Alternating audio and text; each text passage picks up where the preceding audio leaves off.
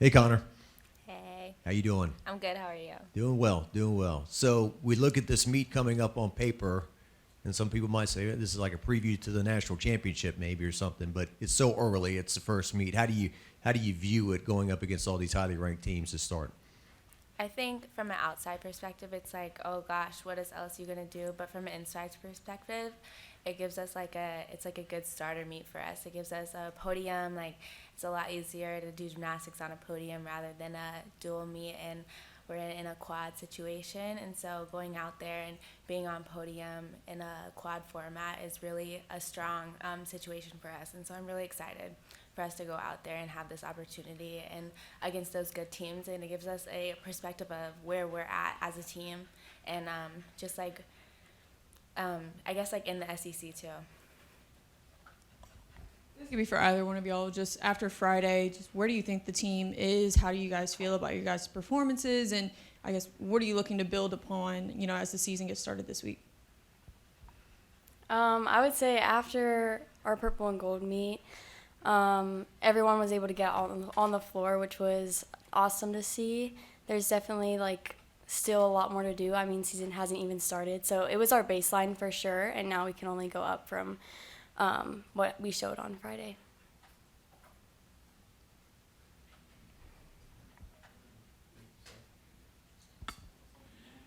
Emily, just tell us a little bit about your decision to come to LSU, and after being at the meet, it's only a taste of what home meets are like. Yeah, what did you think? What were your first impressions?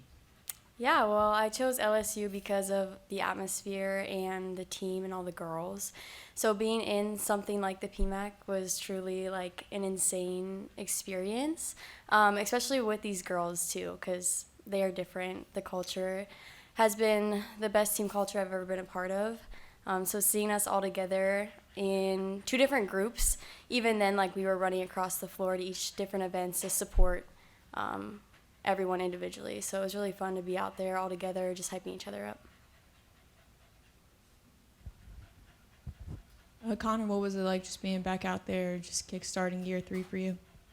It was so fun. I mean, competition season is my favorite season, and just to kick off the new year in a purple leotard is the best way to start off. And so, year 3, I mean, I feel so old, but it never gets old competing in the PMAC and just competing and representing the 3 letters across my chest. Will always be my favorite thing, and I love to do it. And so, just being out there with my team, especially this year, it feels different, and this group of girls that we have is really special. And so it was really fun out there on Friday, and I'm excited to see what we put out for the rest of the season. Kind of going off that, just how do you think you've improved in your own skills and stuff, just in the all around in each event going into this year?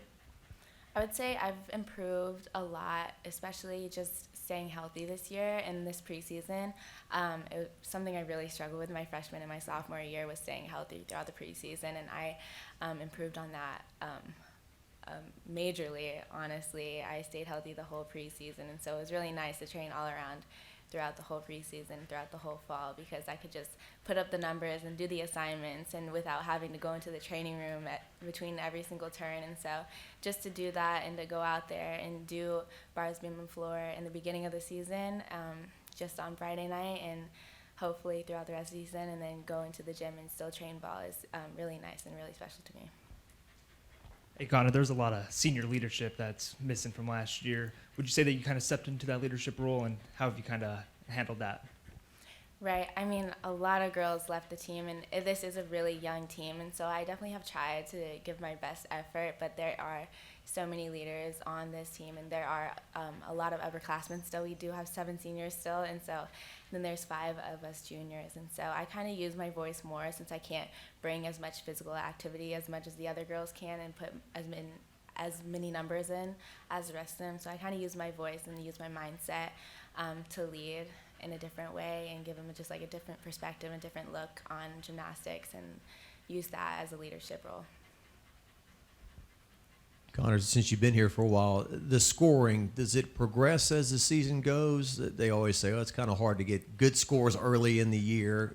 Do you just go out and do your best like you do every meet, and whatever happens, happens? Or how do you view that?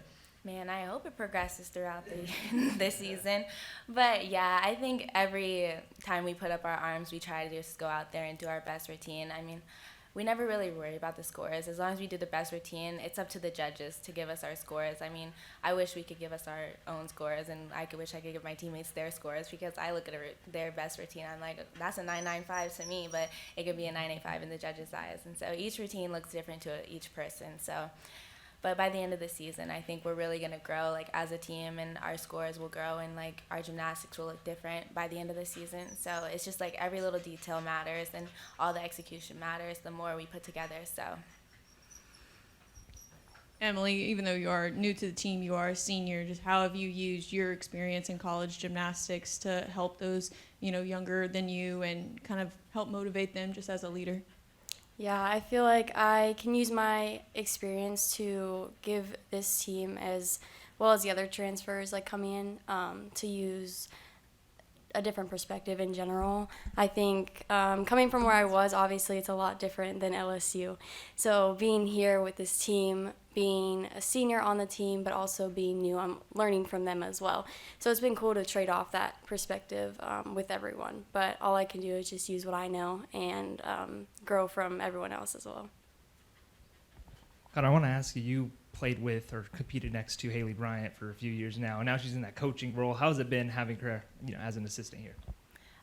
I was really scared at first, actually, for her to step into that coaching role, because I was really close to her as a teammate. And so having her in that coaching role, I didn't know how I was going to go at first. And so, but it was actually has been really amazing, because her just as a coach, and she's been kind of all around, just moving all around the gym. And so having her there and just like in that coaching role has been really special to me, because where I've been in that almost like anchor position and all the inner squads, I didn't know how to work with it at first. And so I went over to her, it was just like last week, I think, and I was just like, how did you do it? Like, because I was kind of like freaking myself out. I was like, how did you do it? Like, how did you like manage like that role? And I was just like, I don't know how to do it, because I know how to do a good bar routine. I know how to do a good beam routine.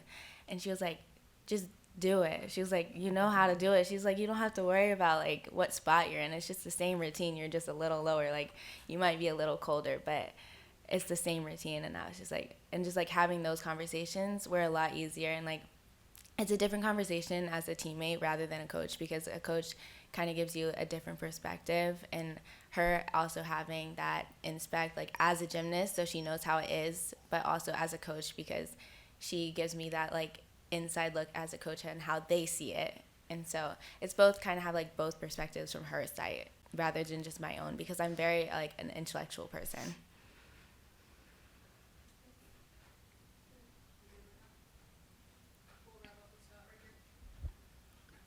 Emily, if you would tell us a little about, I see they list you as a vault, beam, floor kind of person. Just, what your specialties, what, obviously you had some very great floor performances, won the regional title and stuff like that. Just, what do you see as your strengths, and what do you bring to the team in that regard? I would say my strongest event would be floor. Heavy twister with a 3-pass, so I think it brings in a few different similar skills as a lot of other people, but different with a 3-pass. And then just like beam and vault, upgrading my vault. Hopefully that's been one of my goals, and coming here to LSU I've been able to work on that, so that's been very helpful. And beam, just kind of doing my normal, being confident and giving all I can, and see where that puts me.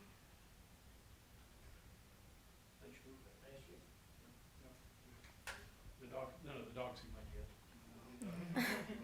Really wanted to ask a question. Good? Thank you. Thank you.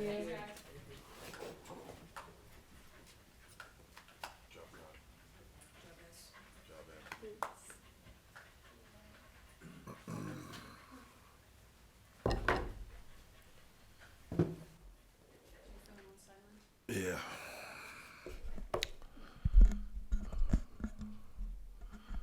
What'd you say? Yeah. Are we Coke Zero now? Official sponsor, Coke Zero. All right. What am I giving, an opening statement? Okay. Well, I mean, it's here. It's time to get going. Ready or not, here we come, kind of thing. We're excited about the opportunity in front of us to go out to Salt Lake City and compete right out of the gate with three of the other best teams in the country, and we think we're in that conversation, and it's time to go start moving in that direction and start proving it to ourselves where we want to be. I told the team it's about us competing to our standard, and we're not gonna get too crazy, worrying about who's on the floor with us, because from a philosophical standpoint, we talk an awful lot about the fact that we compete against everybody every week, and regardless of who's on the floor. So it's really just about us getting off to a good start and seeing where we can go from there.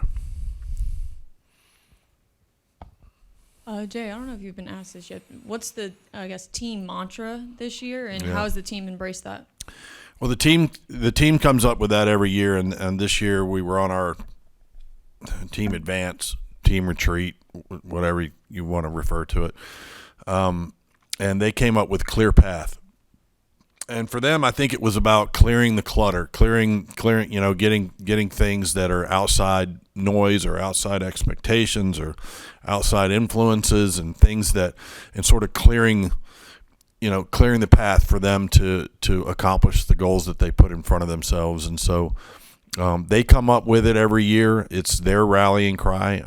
We try to give them ideas, and we kind of help steer the ship as they debate and talk through what it is they want it to be, and that's what they came up with in August. And so they seem to really rallied around it. They've had team meetings where they have really identified the things that can be in the path and the things that can't, and talked about the things that are non-negotiable to them in terms of the standards and the values that they have. And so I've been really pleased with the way that they've utilized that mantra and have sort of rallied around it to this point. Is the path clear when you're not coming off a national title? I don't honestly, Jock. Maybe I'm jaded. I don't see it any different. I mean, I know there are lessons that have to be learned in every year, and each team has a different identity. Each team has a different, little bit of a different mindset, just based on the personalities that are involved. I think I've used this example a lot. We learned an awful lot about how to win in 24 based on what happened in 23.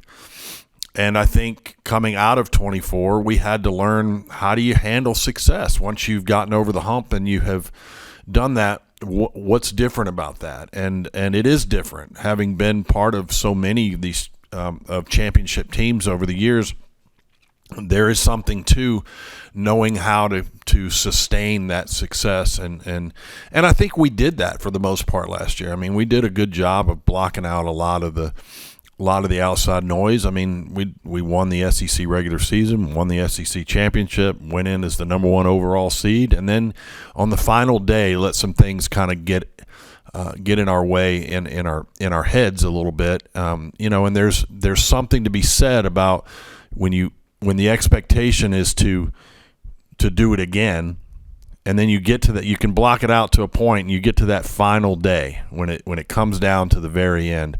Are you able to handle all the things that need to be handled internally? And so I think this team did a great job in the off season of sort of being introspective and self-examining and thinking about what is it that we can do differently, and how can we get back to some of the things that got us here in the first place. And so, time will tell. It's been a good fall. All the indicators that are measurable from a coaching standpoint that you can observe, that are observable, have been really, really good in terms of the internal culture of what's going on with our team. And we've had a pretty successful fall. I don't think we're where we're going to be yet, and we may take some lumps along the way. Who knows? But I do think it's a team that's capable of winning it all. I do think it's a team that has the ability to take care of business and to accomplish all the goals they've put in front of themselves. Whether or not they do, we're about to start finding out. And just to follow up this first meet, you kind of talked about it. Your standard, from media perspective, you can really hype this thing. The teams that are there, Oklahoma, all that, big audience on national television. But Yeah. from your perspective, it's the first meet. Yeah, it is. For fans, it's amazing. For fans, it's incredible. And it's great for our sport when you can put those teams on the same floor right out of the gate. It's sort of like these neutral site beginning of season football games that you see around the country. Same kind of thing. Although I don't know that this site is very neutral, but I do think that. I think it's great for the sport. It's great for fans. It's great for our exposure with ABC putting it on primetime on Saturday afternoon. It continues to help grow our footprint. And we're as an organization, coaches wise, we're super grateful to ESPN and the partnership that they have engaged in with us has been tremendous for the growth of our sport. And so I have a lot of gratitude for that because we went a lot of years where we couldn't garner that kind of attention, and they've just been awesome in helping us grow this thing. So, but for us internally, as you mentioned, it's a starting point. And, certainly we want to win it.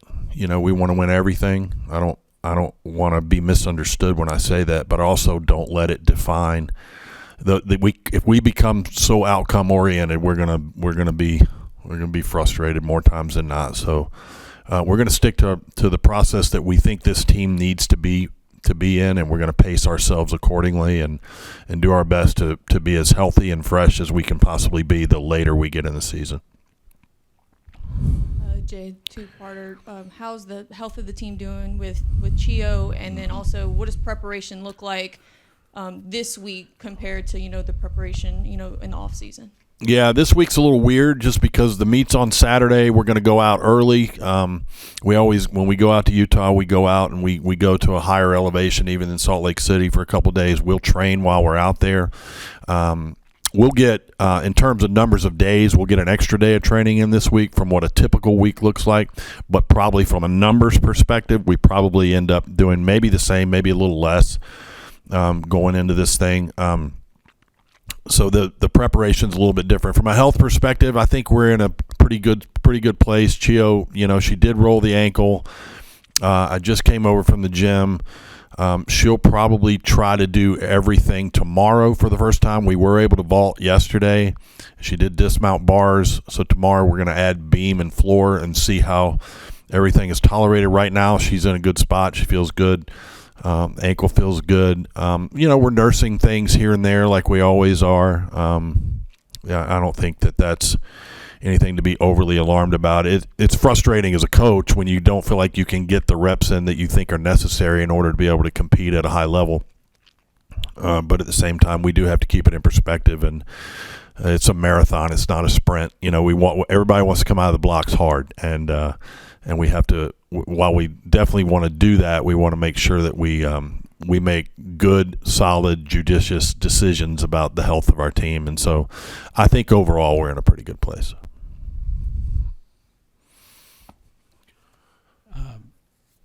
The fact that starting a season on a podium, this meet has a very postseason like feel. That's got to be great. That's something you can draw Sure. on later in the season.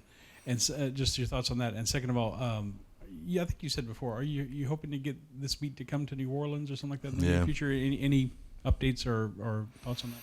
I don't have any updates on whether it comes to New Orleans. That was originally the verbalized agreement that I thought we had. They tried to negotiate, they say, with the people over at Smoothie King, and the concern was Saints football on Sunday, I guess, or if there was a playoff game, depending on.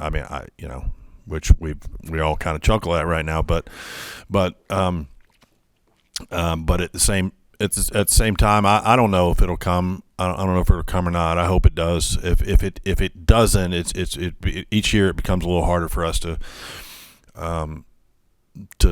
stay in it, because the value for us is obviously competing against those people and getting on a neutral site, but at the same time, the sacrifice is that I could open the season with a home meet in the PMAC, and we could have 13,000 people in this building, and open our season in a place where we are comfortable and all those things. So it's a give and take, and every year I've got to decide, whether or not we stay in it. I love the meet. I love the way they put it on. It has a great feel. In many ways, it feels better than the NCAA does at our championship, because their attention to detail is so great with ESPN. But at the same time, I would love to have it come to New Orleans where we know we can sell it and have it feel kind of like what Utah's experienced now twice, and Oklahoma got to experience last year. I think we've been in it from the inception, and I'd like to see it come here. Next year, I think it's near Clemson in Greenville, South Carolina. I think I heard that somewhere. Jay, on Friday, the bar squad really seemed to stand out to me. Just what do you make of that group, and how proud are you of them up to this point? Yeah, I think we're pretty deep on bars. We've got some good natural. We added some depth there that maybe we didn't have last year even, and I think the addition of Maddie and the addition of Courtney Blackson, and then also with Bastari swinging as beautifully as she does, and Nina, and Nina's got radar on a landing like most people don't have. So we've got some options there that present themselves. I do have 4 routines that compositionally are kind of the same, and so I've got to figure out how to split those if multiple of those are in the lineup, because you run into that thing where you don't want judges directly comparing similar routines sometimes. So still trying to figure out what that's going to look like and how to separate things and get things in the right order. But really, really confident on that event right now with what we can do.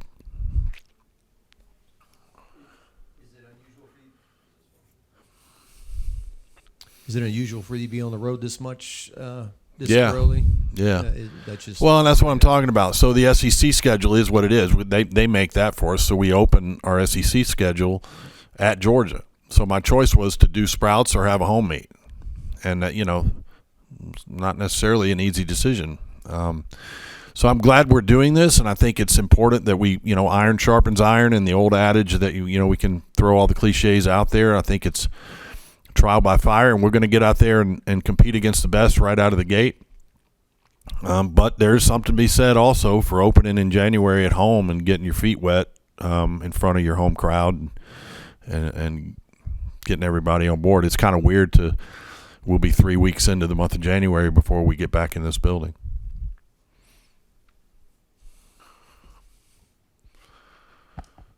Got a lot of returning players coming back. 0 transfers, is that correct? We have never had a transfer. I'm glad you asked that. We have not. Since the portal, we have not had a transfer, and I don't know of the top 5 or so programs. We may be the only one.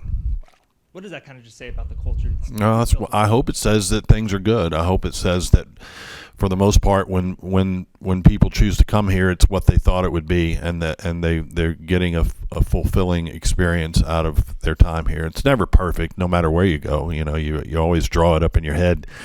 These kids come here and they have aspirations, and they all want it to look a certain way, right? And rarely, it's probably 90% of the time, it doesn't go exactly as you draw it up in your head. But I think on balance, when they look at their experience that they've had here, LSU and Baton Rouge and everything that we have here in terms of resource and community and the atmosphere that is here is exactly what they had hoped for. And so I think it does speak volumes about our program that we haven't had that. Kind of going off of that, what would you say with so many returning starters? What would you say the main differences from last year's team to this year's team is? Well, I've been doing this for a minute, and I think every year is vastly different. When you it's not just about what Haley and Aaliyah did from a gymnastics perspective. It's about the presence and the personality and the voice and who fills those vacuums. And I think you heard from Konnor today. I think she's increased her role that way and has been more vocal. But I also think that we bring in transfers and freshmen, and we get different perspectives, especially from transfers, who have been in other environments, and they can provide our team with a lot of sort of context to the things that we do and how we do them.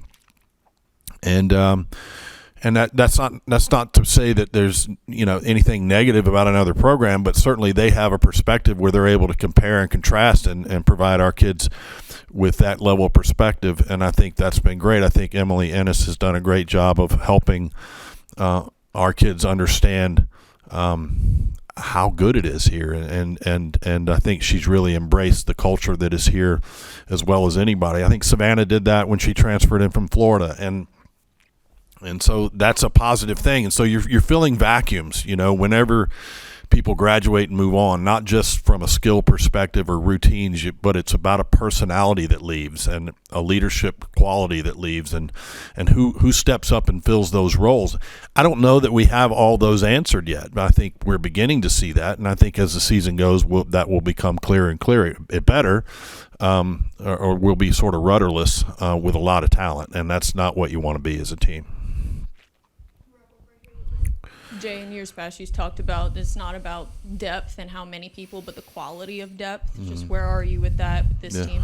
Yeah, sheer numbers, we probably don't have as many routines across the board as we did last year, but I do think the quality of the depth, and when I say that, I'm thinking, you'll have your 6 that go, and then in any given day or week, you've got 7, 8, 9, and 10 that are there. What does that look like? And I think 1 through 8, 9, or 10, depending on the event, there's not a lot of drop in terms of what the expectation could be. So hopefully what that says is if our health